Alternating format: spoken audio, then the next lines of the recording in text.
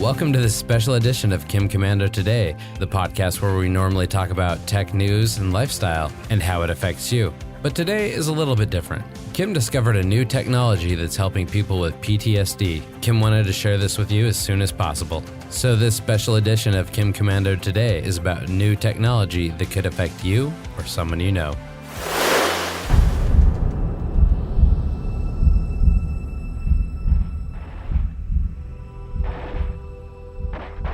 Let me just say this at the get-go. No amount of military training can fully prepare you for what it's like to be in a war zone. The things that you see, the things that you experience, it just doesn't disappear when you get home.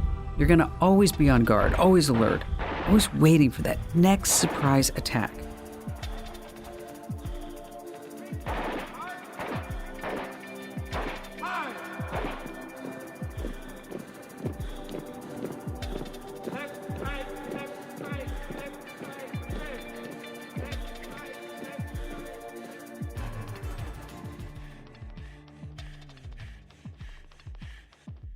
And when your time in the military ends, it's really difficult to pick up how you left off with your friends and family. You may feel like a stranger in your own home, in your own body, and in your mind. People just don't understand what you've been through. I mean, how could they? And then you bottle it up, you take it in. You keep pushing all those memories off to the side, like maybe it's just going to go away. Well, this takes a profound toll on your mental and physical health. And of course, the people around you, they're affected in so many different ways. It's been estimated that up to 20% of veterans who served in Operation Iraqi Freedom experience PTSD. Of course, that's post-traumatic stress disorder. It's a condition that can develop after a person has gone through a really traumatic event, like fighting in that war zone. Some of its symptoms include flashbacks, isolation, chronic pain, depression, and so much more. Now, one symptom that particularly plagues most of the survivors, it's a lack of sleep. 80% of PTSD patients suffer from highly disruptive nightmares. Now, some may even give up altogether. But from ashes to ashes and from dust to dust, so it must be. Well, today is different.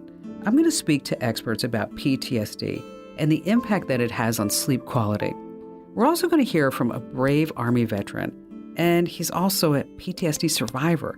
You see, he's found a new lease on life by using cutting-edge technology. It's a device called Nightwear. And then we're also going to talk to the inventor of the device. He's going to share his journey and the inspiration behind its creation. It's really an amazing, unbelievable story. Now, before we get started, I just want to say right here at the get-go, this is not a paid endorsement for Nightwear. You see, normally when I recommend a product, I like to recommend at least 3 different options, but that's just not a possibility here. I learned about the Nightwear technology and the incredible positive effect that it's having on people's lives, and then the families supporting loved ones with PTSD, that I just couldn't wait to tell you all about it. So I'm simply just passing along some really important information about a technology that I believe will help so many people with PTSD. Now, we're going to take an in-depth look at the effects of PTSD and then also hope for a better future for our vets. And we have so much to cover. Now, if you know someone with PTSD, you're definitely going to want to share this information with them.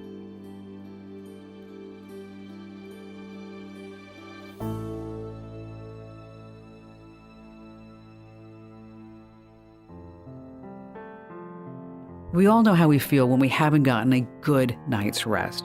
Okay, we feel like garbage the next day. It's hard to concentrate. It's hard to get motivated to do just about anything.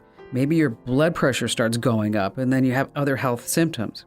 Well, I wanted to learn more about PTSD and sleep because of this new technology that is helping people live with PTSD.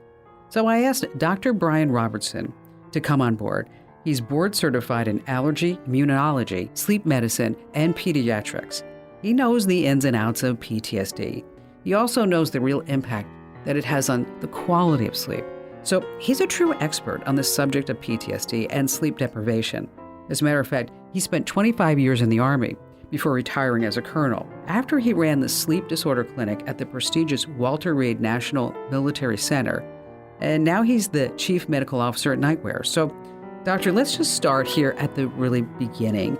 I want to talk about the impacts of PTSD on sleep, and then this new device that could potentially stop nightmares for PTSD survivors.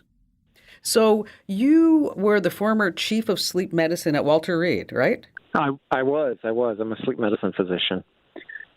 And so sleep is so important. It is. I know we're going to focus on PTSD, especially in our patients with PTSD. Those patients that have that problem, roughly 90 to 100% of them have some sort of sleep disturbance. And so in my practice at Walter Reed, we had a lot of patients that had PTSD related to combat, and they would come to our clinic because they had trouble sleeping. And having trouble sleeping because of, I would assume, nightmares? Nightmares are a very big part of it. So around 50 to 80% of patients that have PTSD have nightmare problems. So that was an extremely common thing. But also insomnia too. But nightmares in particular, and that was the hardest thing to treat. So when you see enough patients with PTSD, one thing you realize is that the PTSD, that you can fix a lot of parts of PTSD, but the nightmares tend to be really treatment resistant. Yeah, I was just going to ask you that. So if a patient did come to you at Walter Reed and they said, listen, doc, I just can't sleep, what would you do? Well, we dig into why that was, right? So, the insomnia can be what we call primary insomnia, where they're just awake, but there's not any identifiable reason. A lot of the patients with PTSD, though, they would come in and have insomnia, and when you ask them what is waking you up, nightmares were the answer that we would get a lot of the time. And so it became a nightmare disorder that was causing the insomnia. And so, when we talk about the stages of sleep, just so everybody understands, can you go over that just a little bit, the different stages of sleep and when a nightmare is most likely to occur?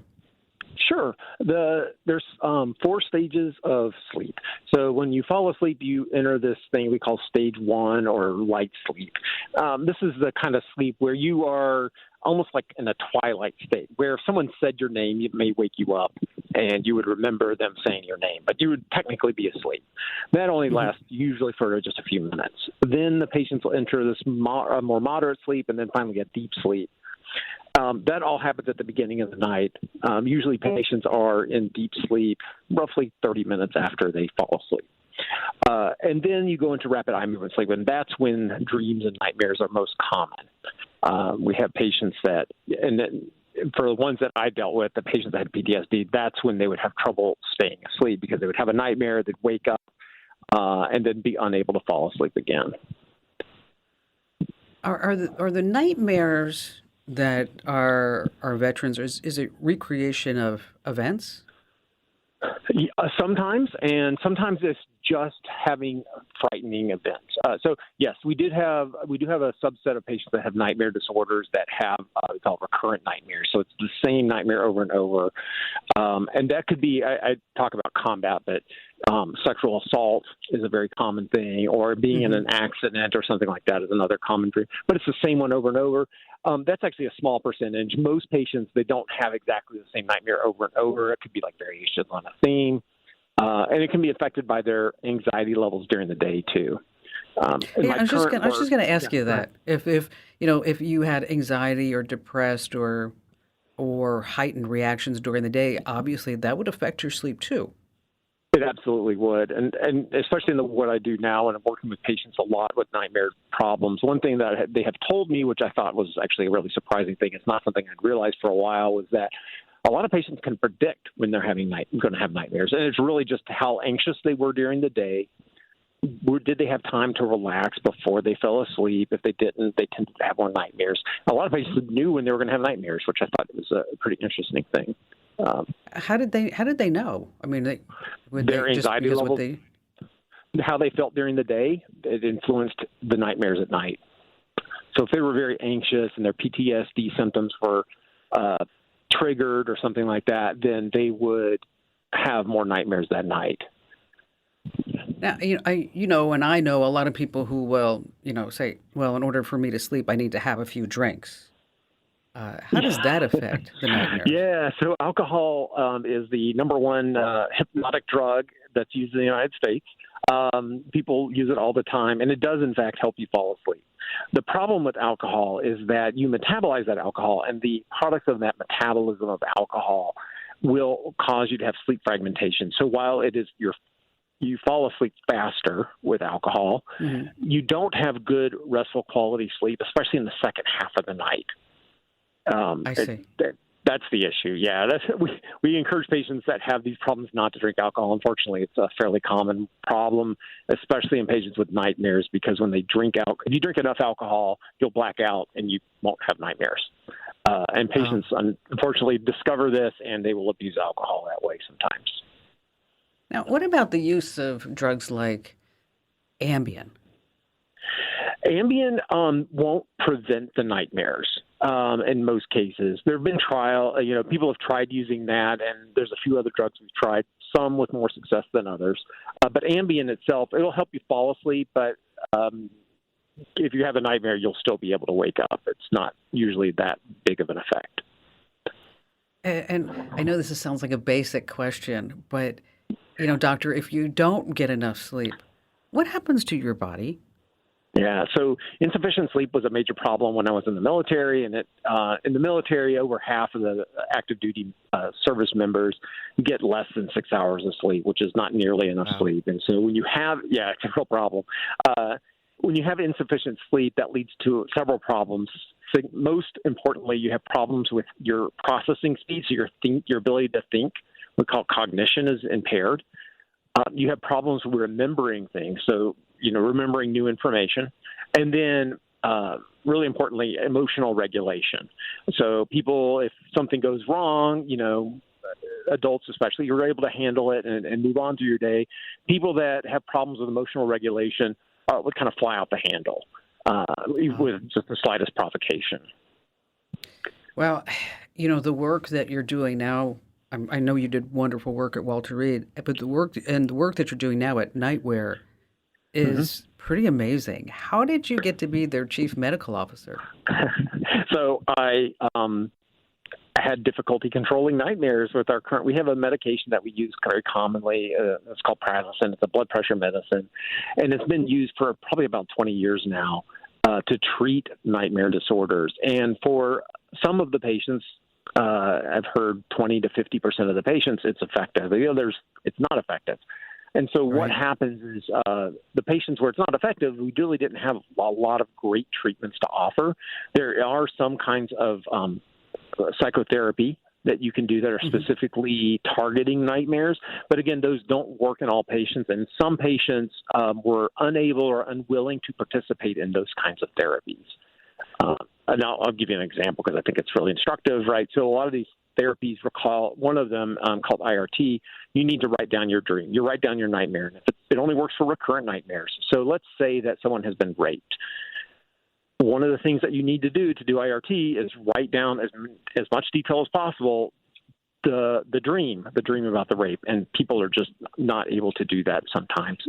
I mean, that's like a whole nother level of emotional trauma. It's extremely hard, right? So we call it trauma re-exposure, and almost every therapy like that involves some level of trauma re-exposure. So I had heard about Nightwear, and while I was on active duty, and the timing was right. I was going to retire from the military, and I was looking for where I could make the most impact for patients, and I thought that Nightwear would be a good way to do that. And so it doesn't involve trauma re-exposure. It's a device that you wear during your sleep, and it vibrates when it appears that you're having a nightmare, and it stops people from having a nightmare, sort of interrupts the nightmare without waking them up. I've had an occasion to do some research on Nightwear and read about some folks that have really been helped by it. And one gentleman, he hadn't slept, I want to say, for like 14 years. And at one point, he didn't sleep really for 3 months. When I say didn't sleep for 14 years, I mean, he didn't have a full night's rest for that long. Did not have restorative sleep is what we call it. So, that's a big problem with these patients is that, he didn't not sleep for 14 years, but he didn't have good restful sleep for 14 years. That's probably a better way to put it. Right. And then he was on all these different medications because his Right. blood pressure was high and he's anxious, and it just seemed like a snowball effect. It just keeps going down and down and down. Yeah. And there's other aspects of this too. So I mentioned those things about insufficient sleep impacting your emotional regulation, your thinking and memory, but it also affects even things like how much pain you perceive. Patients, if you get them sleep, perceive less pain than they otherwise would. Depression symptoms improve when you have more sleep. And so getting quality sleep it's fundamental to being a human. You need this sleep. You need 7 to 8 hours of sleep. And when you don't get it, you will suffer in different ways that are sometimes subtle and sometimes not so subtle. So when you heard about nightwear, I bet you just went on fire for this, huh? I did, and I thought, this is something that I can do. I really felt for these patients, and then if you talk to doctors, we really want to help our patients, and this was one way. This area and these kinds of patients were the ones I felt like we, the sleep community and the medical community, were kind of failing them, and we needed something else. And this is nightwear is a digital therapy. And so I will tell you, like, even maybe 10 or 15 years ago, it would not have been possible to have this therapy. But because of advances in computing power and things like that, we have this available to us. And so it's just a new way to deal with the problem. When I talk to doctors about this, what I tell them is that you can change the patient's brain chemistry with medications to fix the nightmares. That's what we do with prazosin. You can do therapy and either change the content of the nightmares or get the patient to a place where they're not as bothered by the nightmares. Or this is just a new paradigm for treating it, which is to simply not allow the nightmares to happen. Right. And so even patients where the watch vibrates, and so even patients that tell us that it wakes them up, they continue to use it because if the vibration wakes them up, they can quickly go back to sleep, and it's not a big deal. If they have the nightmares, they will be awake for an hour or two in the middle of the night, and they're just going to get insufficient sleep. So I want to get a little bit more into nightwear, but I just have one question. Sure. And obviously, I don't have a medical degree, but I do go to WebMD every once in a while, just to let you know. Okay. Okay. Okay. But if a gentleman or a woman, if they come back, they're a vet and they have PTSD, if you can help alleviate the nightmares, what effect does that have on the overall diagnosis and prognosis of them having PTSD?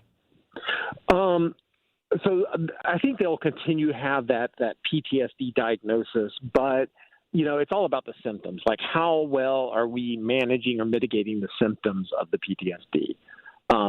The anxiety levels during the day, the inability to kind of let your guard down, those are all things that they need to work with therapists on. Nightmares are just one part of it.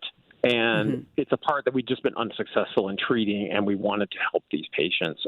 And I think that's the important role. We don't want to claim that nightwear would fix all your PTSD symptoms, but we can help with this part of it, which has been really resistant to treatments thus far. So we have patients that have used nightwear. We had 2 patients, women, that have PTSD.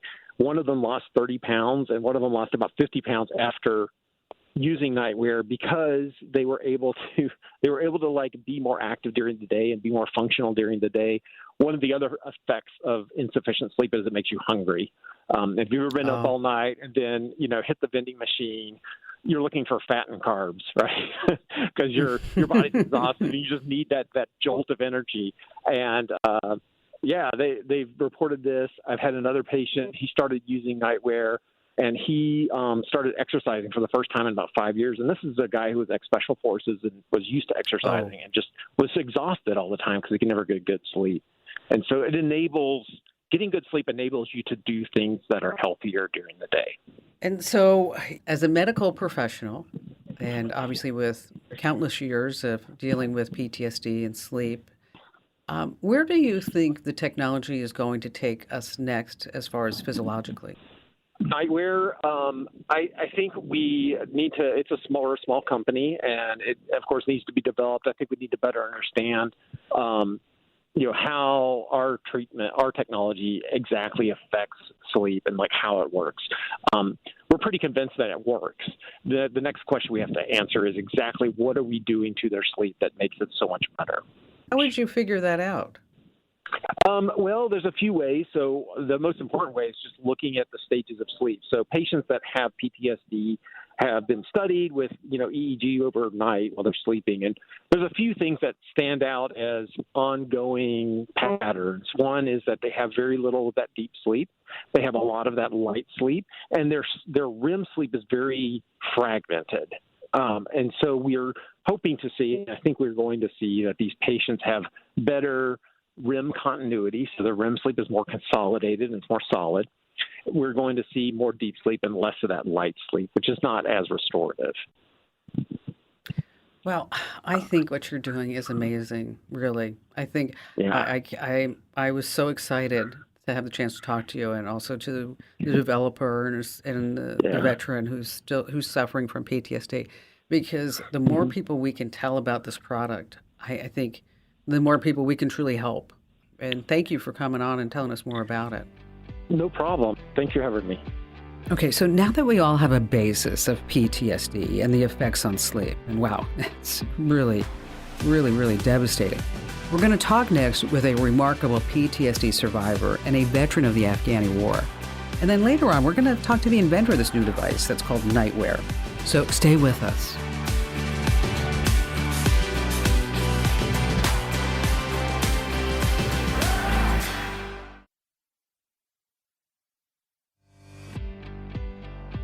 Over the years, I've talked a lot about post-traumatic stress syndrome or disorder. Sometimes people call it that.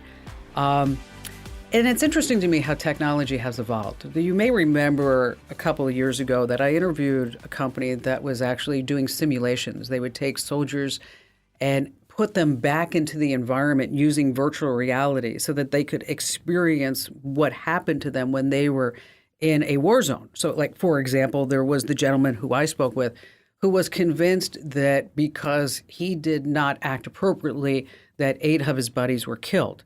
But by going through this simulation years later after it happened, he realized that he couldn't have done anything. There was nothing more that he could have done to save the lives of these 8 men. And so technology is playing a role. So PTSD, according to the Mayo Clinic, is triggered by some terrifying event, whether you have experienced it or you just saw it. And the symptoms include a lot of things: flashbacks and nightmares, insomnia, severe anxiety, uncontrollable thoughts about the event. Now, the U.S. Department of Veterans Affairs says that about 11 to 20% of veterans that served in Operations Iraqi Freedom, Enduring Freedom, have PTSD in a given year. And of course, there's therapy and there's medication. But when I ran across this story, I just knew I wanted to talk to this gentleman because, I'm a huge supporter of the military. You can hear my show on the Armed Forces Radio Network in 175 different countries. But when I read about how the Apple Watch had changed this man's life. Hello, Robert. Hello, Kim. Tell us where you were stationed. What was going on? I was deployed in 2003 to 2004 during the ground war when it first initiated in Iraq, in Sadr City. And then I was deployed to Afghanistan in 2010 to 2011 in RC East, which is along the Pakistan border. And what were you doing? I am a combat arms soldier, so I see. Basically you see first-person shooter games, so that's the closest I could say to it. I don't want you to relive everything that happened. So when you got back home, how were you? Initially, when I got back home, like in 2004, I knew before I got home, I knew there was something wrong, something different. And I received phone calls from several of my chain of command, which is, my colonel and my sergeant majors and commanders. And they were like, hey, everybody is getting checked out and getting medication and stuff. You need to go get looked at because you got PTSD. And Okay. at the time, that word was new. So it was kind of like cancerous to guys who were like trying to make a career out of the military. And I was one of those guys. Wow. So I was like, okay, I'm not noticing anything, so I'm not going to get checked out. And as time went along throughout the year, a couple of years, I started noticing that, you know, the anxiety, the short-temperedness, the inability to multitask like I used to, and I was a combative sleeper, and then I wasn't a sleeper. And so from 2004 to about 2014, Oh my gosh! Wow, that's a long time. Basically, well, I didn't really come to. I lied to myself the whole time. I'm like, okay, we can get through this. Plug and play. So I actually volunteered to do my last deployment to Afghanistan. I'm like, I got to get back into the plug and play. The anxiety of, you know, it's like I need to have my self-worth back. I need to get back into the game, plug and play. Let's do this. And when I deployed to Afghanistan, I come to the realization during a confrontation that, hey, there is something wrong. That's not how you react to this situation. And I basically said, I came to acknowledgement. Okay, I acknowledge that there's something wrong. I've got PTSD. There's no doubt. Wow. So from 2004 to 2014, I used to run. And I would run, 5-10 miles a day to get the endorphins up. That was my drug. Oh. To get the endorphins up. So, but my wife and my family knew that there was something different. Sure. Now, were you taking any medications then? I honestly did not seek medical assistance to get medication at all until 2011. It was 2011. I just got back from Afghanistan, and I just shown up to Fort Benning, and I had gone 3 months without sleep. Oh, 3 months? Oh my gosh, without Robert. sleep, and I had thunderstorms were just horrid. They were just horrible, and I used to sleep with my pistol not too far from me, and it was just at the point where it was, I was at the point where I was driving to work and didn't know how I got to work because I had lost that much sleep. So all this is going on. What happened with the Apple Watch? How did you know about this? How were you put together with this app? Okay, I started taking all these medications right before I got out of the military. I went and got help, got Zoloft for PTSD, and then I was put on medication to lower my heart rate. And so when I retired, I was taking 38 pills a day. That was my dietary supplement.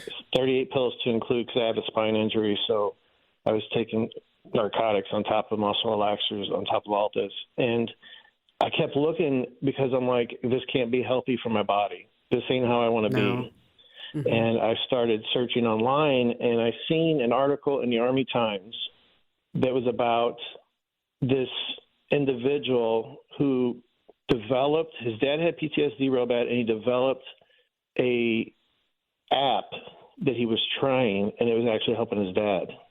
And at the bottom, he left his email. And I was like, got it. I'm going to write this one in. So I emailed him immediately, and I'm like, look, I'm dire straits. Because at this point, sleeping, I have become violent. And, you just, when you wake up and you've, had become a combative sleeper, and you have to look at your wife and you just feel like total trash. So you reached out with the guy who wrote this app that's called Nightwear. And what did he say? He said, I got you. That's what he said. He says, I got you. No problem. We're going to take care of you. And so I went to my psychiatrist and I says, hey, I want to try this app. And this is what really was impressive to me is my psychiatrist at the time goes, hey, it's not a medication, so I'm all for it if it's going to if it's going to benefit you. Love that. So I love that. Sent them an app, and within a day, I had this I had the system. Okay, it was the phone, and it's got the software on it, and then the watch that's paired to the phone. How does it work? Explain to us how it works. It's got something to do with, I'm not smart with the algorithm, but it has to the point where at nighttime, when you start, during the times that you have nightmares, when the nightmare starts and your pulse starts to rise, the watch detects what your regular pulse is, and it detects that something different is happening, and it interjects by vibrating, and it takes you out of that nightmare.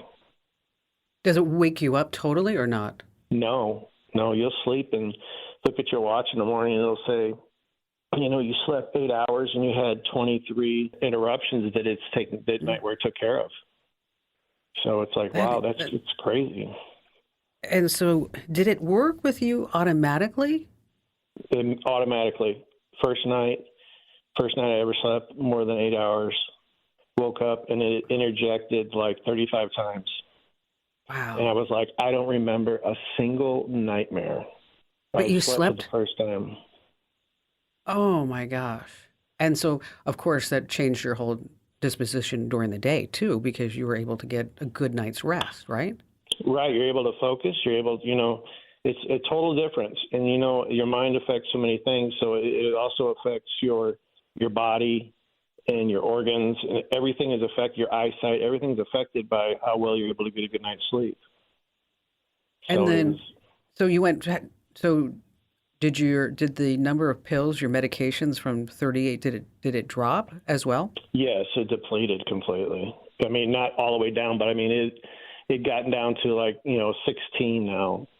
When I went into my doctor, he was like, what have you been doing that's different? And I'm like, okay, this is what, I've been using nightwear. And he's like, because all your labs are coming back different.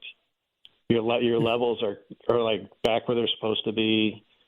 To me, it's a game changer. I'm so glad that we had a chance to talk. I really am. Because, Robert, I don't know how many people that we're going to help off of this conversation. How much is the app? I don't know, but I've heard, I have insurance, and my insurance takes care of everything. So I heard it's nice. Upwards around $7,000, between $5,000 and $7,000. But when you look at the medication, if you didn't have this device and the counseling you have to go to and all this, I mean, you well save money by getting this device by using your insurance. Talk a little bit about, for people who don't understand the expression, I've got your six. Pretty powerful sentence. I got your six. It was nice to know. I mean, I'll tell you, it was a life-changing event to know that you can go to bed and not have to fight the demons that you've fought so many times over and over and over. I was on a lot of people that I talked to, they're on the edge. I mean, they're literally the stigma where the people are committing suicides daily. And that's the only reason why I started speaking out. I don't work for this company, but the way that it helped me, and I got soldiers that are committing suicide, and I'm like, hey, what do you have to lose? It's not a medication. It's not going to do anything to your body harmful. And you can still stay in the military. A lot of people are always worried, like I was when PTSD came out. Everybody was worried that, hey, if I could say I got PTSD, maybe they'll kick me out of the military. But with this device, you can take it on a deployment with you. You're still able to have a career and provide for your family. It's phenomenal. It really is. And like you said, it's a life changer. It's a lifesaver. Robert, thank you for your service to our country. And also thank you to your family, because we all know here that when a soldier gets deployed, the whole family goes with, right? And I'm so incredibly proud of you for telling your story.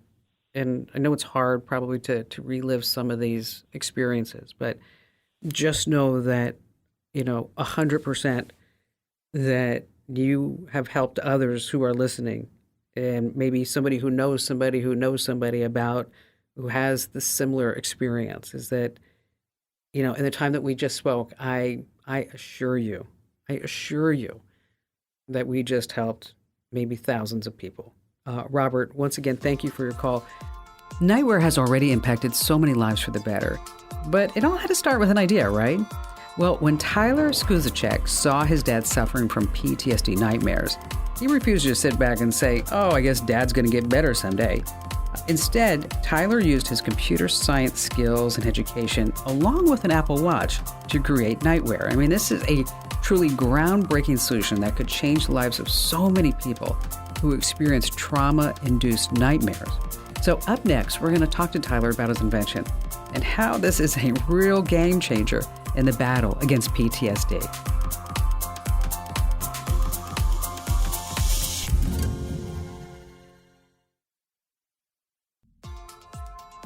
Okay, when a soldier gets deployed, I've said this for so many years, the entire family gets deployed.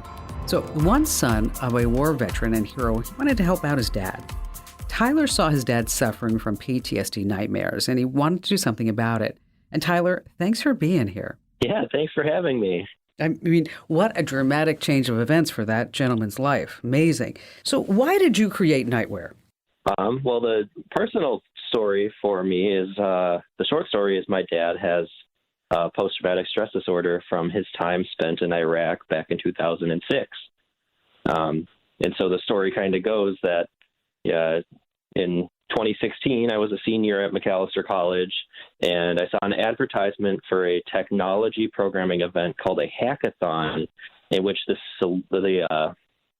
motto was finding a mobile solution for PTSD. And so, having this father who came back from Iraq, a different person than, when he went, that seemed like a great opportunity for me to, try to make some sort of difference in his life. So you went to this hackathon, and then it was to develop apps for folks with PTSD. And what made you think about using a smartwatch? Yeah, so the smartwatch is the story behind that's a little bit interesting. So at this hackathon, there were all sorts of these professionals who know things about the human mind that I could never even know, like all these psychiatrists and doctors that work for the Department of Defense or the VA. And we just started having conversations. And one of the things we talked about was my dad had trouble sleeping at night. And so we kind of narrowed down and determined that, those midnights of him standing at the fridge, unable to sleep, were due to, these night terror, traumatic nightmare episodes that would cause him to awaken, which, he's not resting well, which leads to daytime symptoms of anxiety and depression. And so to back up to the event, so we had these conversations, and they kind of brought up the idea of a service dog. So what service dogs do is when they notice that their owner is having these events, they could do a number of things. They could go turn on the light. They could go, just provide a warm body for their owner. And what we saw was this opportunity. We're like, hey, we have these, smartwatches that can sit there and watch you while you sleep. I know that sounds funny, but it's true. They sit there and they monitor how you're moving, how your heart rate is working. So we kind of thought, could we create a service dog that is worn on your wrist? That's awesome. And so what sensors did you tap into on the watch? Originally, we tapped into the heart rate sensors that kind of, show your beats per minute over time. The accelerometer, which kind of shows how you are moving around and fidgeting. And also the gyroscope, which shows if you're, moving and sleeping in different positions all night. And of course, even now, so that was 2016, even now there's even more sensors on these watches. Such as the heart rate variability sensor that can give you all sorts of information that could lead to seeing someone as being stressed while sleeping. So have you modified the app to take advantage of the new sensors, or it's not necessary? The version is not published, but yes, that is something I'm actively working on at the moment, or we are actively working on at the moment. That's terrific. So how did it help your dad? He wore it probably on the order of a little over a year, maybe 18 months or so. And at first, we just kind of put it on him and just watched what happened, right? So we saw the nightmares, we saw the wake-up episodes, and we just kept tweaking our model because we use machine learning methods, right? You input all sorts of information about one's sleep, you output whether you think they're having a nightmare or not, and then intervene accordingly. And so what I did was I put it on my dad and all sorts of versions of the model and the application, and some of them worked, some of them didn't. We found the parts that worked, kept tweaking until we started to see that number of nightmares going down, and they would go down, pretty dramatically at first. And then you'd notice even those few and far between nightmares starting to disappear over long-term use. So it was really exciting. Yeah, exactly. It was so exciting to see that, especially when it's a story as close to someone that's in your own household. That is amazing. I mean, that's phenomenal. I couldn't imagine being able to change a person's life like that. Nonetheless, it's my own dad, right? Gosh, phenomenal. Thank you. So when did it actually become a product? When did nightwear become a product? Yeah, so it gained FDA clearance in, if I remember right, November of 2021. So that's after having a number of clinical trials with various VAs across the country. And then it's been slowly, since then, been made available to more and more and more people ever since. And so how many people do you think are using nightwear right now? I know for sure on the order of thousands. I don't know the exact number, but it's thousands. It used to be one, so that's actually a really impressive bump up. Well, it has to start someplace, right? With everything. I mean, I think of, when I started doing radio all those years ago, my very first affiliate was in Battle Creek, Michigan. So it's like, okay, now we're in Chicago, New York. So you all got to start someplace, right? So we started with one. Now, Exactly. Did I read correctly that you also did a Kickstarter with this? Yeah, we did. So as soon as I got back from that hackathon, after, I gave it to my dad and we were kind of in the middle of doing all that testing, we kind of wanted to explore all of the watch options and kind of start, go out and buy pretty much every single smartwatch, start evaluating hardware, see which ones were the best, and so on and so forth. And so we were like, hey, let's launch a Kickstarter for $1,200 because that's how much it costs to buy. I don't remember the exact, but like 5 or so smartwatches of different brands, right? So like, for example, the Apple Watch or the Fitbit or the Samsung Watch, like we were trying them all at the time. And so we set the goal for like $1,200. But as soon as the Kickstarter launched was kind of when that first wave blast of media launched, and our story was viewed by, millions of people. So we kind of ended up blowing that goal out of the water, and we raised $26,000 initially, which helped kickstart Nightwear into becoming ultimately what it is today. Does it work only on a Apple Watch? Yes. So it's actually an interesting story, in that you can't just go download Nightwear for your own Apple Watch and your own iPhone. How this works, I'll explain why that is in a second, but how this works is you actually receive a kit with an Apple Watch and an iPhone with Nightwear already pre-installed onto it. And the reason for that is because this is being treated as a medical device, which means there is a very narrow set of things that this is allowed to do, right? And we need to very much control the environment in which it is running.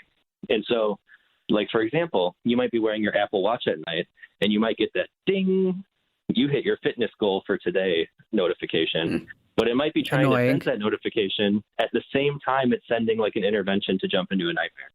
So we basically, you get a device, but you can't use it for anything other than Nightwear. Okay, that's interesting. And so how exactly does the watch wake somebody up, or not wake them up, just enough to maybe make the nightmare stop, but to keep them in a sleep state? Is that correct? Yeah, and you just hit it right on the head yourself. So kind of part of the learning process of monitoring all these biometric signals that we, create our own stress metric out of. So what we do with that information is you say, hey, we noticed someone is having a nightmare. And initially, you provide the smallest amount of feedback to a person's wrist, like the faintest buzzing possible. And you just want to see if it does anything, right? And you just keep, building a profile of this user of what wakes them up and what doesn't by slowly increasing it. Because if you start at the top and, you buzz the watch as hard as it'll go, you wake someone up and it kind of, could ultimately defeat the purpose of trying to get them more rest. Right. So you start to build these profiles of how much you can buzz a user at certain times of the night, given certain stress patterns and things like that. So the goal is buzz them in order to pull them out of a traumatic nightmare, but ideally not hard enough to wake them up. And kind of the sweet spot of Nightwear is finding that sweet spot. And how long does it take a person using Nightwear before Nightwear kind of figures that out? That's a good question. The number is getting smaller and smaller, like as we go on, and build better models and load them into the watch. But initially, it would watch them for 10 full days of sleeping, and I believe now it's down to just a few days. But it's really not a long time to start to get the gist of someone's sleep cycle. And what's nice too is it does this monitoring without intervention right away, but it always keeps monitoring as a person's nightmares start to go away. Over time, it's intervening and monitoring at the same time. So what you can do is continuously change this user's sleep profile as their sleep changes, or, what we ideally want is for someone's sleep to improve. So you might be, someone on day 1 of wearing it might have a completely different sleep profile than someone on day, 300. So has it ever just not worked on a person? Yeah, sure. There are cases where it doesn't necessarily work. And so what we like to say is that nightwear is supposed to be part of a balanced breakfast of your PTSD treatment. And so the idea is you can use nightwear, and that's not the only thing you're supposed to be doing. You could do nightwear. You could be on some sort of controlled medication. You could be going to regular therapies, but this is all done through a medical practitioner, right? So when I said earlier, nightwear is available through prescription, it's because of that. And sometimes therapies don't work, and sometimes they do work. Exactly. Sometimes nightwear doesn't work, but sometimes it does work. So I won't say, so I just want to make sure in the same breath I say that nightwear works. And I could say that we've done the medical research and recently just published a medical article that can be found on the nightwear website that shows it being effective. But just like anything else, it's effective for a lot of people, but not necessarily all people. Sure. Yeah, but if you have PTSD and you're having trouble sleeping, I think the stats are definitely in your favor that you should absolutely try nightwear, as you said, as part of a balanced breakfast, as part of your entire treatment. So it just doesn't operate by itself. So because it's a prescription, Tyler, covered by insurance, right? Yes. Nightwear is slowly being added to more and more levels of insurance. So I believe they've been added to the TRICARE insurance plan, which I used to be on as a kid because my dad was in the Army. So, I'm kind of familiar with it a little bit. So it's been added there. So people at, for example, the VA are able to use it and have it automatically reimbursed through their insurance. I believe Nightwear is currently working to have it reimbursable through Medicare. I'm not sure what the status is on that at the moment. But then as soon as, this gets the ball rolling of having it available via all private insurance as well. So is this your full-time gig? No. I still consult with the Nightwear team quite a bit, doing algorithmic development and the things that I really like to do. So my background is computer science and statistics. And so I really like just digging into the technical pieces of the application. And so I like to stay involved with the team. But I'm a full-time research scientist through the Department of Energy. Tyler, thanks for spending time with us. I know that we just helped a whole bunch of people. Awesome. Thanks for having me. I appreciate it. Okay, just ahead, how you can get more information on nightwear and see if it's right for you or someone you know. Here on Kim Komando Today.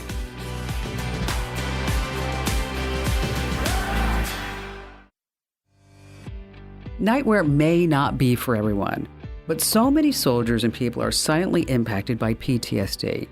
In any way, shape, or form, if I can ever share a solution on my show that can change one life, just one single life for the better, I'm going to do that.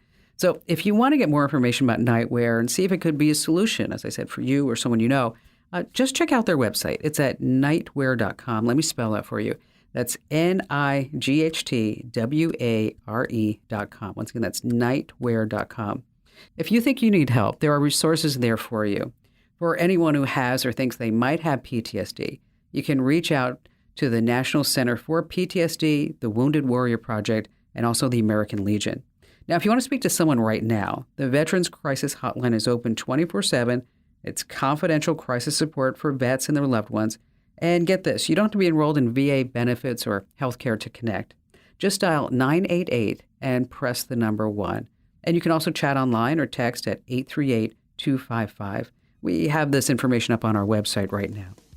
And I'd like to say thank you to Dr. Brian Robertson for sharing his knowledge with us, and also First Sergeant Robert Geddes for really exposing his story. It was probably really tough for him. And Tyler Skuzlacek for joining us and telling us how he got started. But also, thank you for listening to our podcast.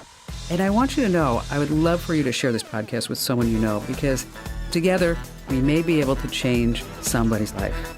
I'm Kim Komando, and thanks again for listening. And just a quick reminder, you can learn more on my website. That's komando.com with a K, Komando.com. This program is a copyrighted production of Westar Multimedia Entertainment and protected by the copyright laws. Any rebroadcast or use of this program for commercial, business, economic, or financial purposes without the written permission of Westar Multimedia Entertainment is strictly prohibited.